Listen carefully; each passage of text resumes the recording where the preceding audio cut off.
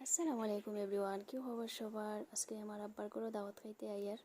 আমার পরিবারের দুইজন বাদে বাকি আমরা সবাই যাইয়ার। মাদার ইন ল আর ব্রাদার ইন ল তারা দুইজন রয়েছেন আর আমরা দাওয়াত খাইতে আই গেছি। ইন্ডিয়া আসাম বরাবেলি শিলচার হাইলাহান্দিত ঈদর পরে দাওয়াত খাওয়া খাবি খুব চলে। একে অন্যের শ্বশুর বাড়ির মানুষ লইয়া বাবার বাড়িতে ইয়া দাওয়াত খাইব।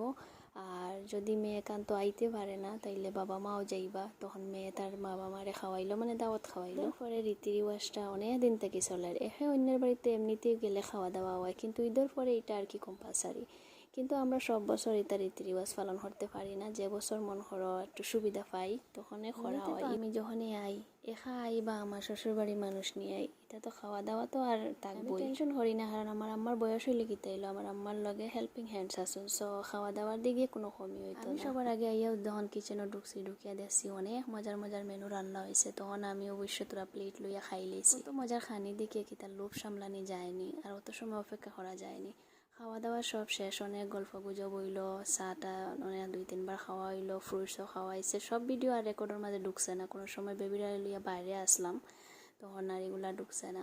তারপর আমার আম্মা দেখলা গিয়াও আমি বেবিরা লইয়া রান্না বান্না করে খাইতাম, তো লগে টিফিন দিলাইছেন। আর এখন রাইতো ইয়া বাড়িলেও কোনো টেনশন নাই, গিয়া কুলবাই প্লেট ধুইবাই আর খাইবাই। হটকেস টিফিন আছে, গরম তাবো, 5 বাটি আছে,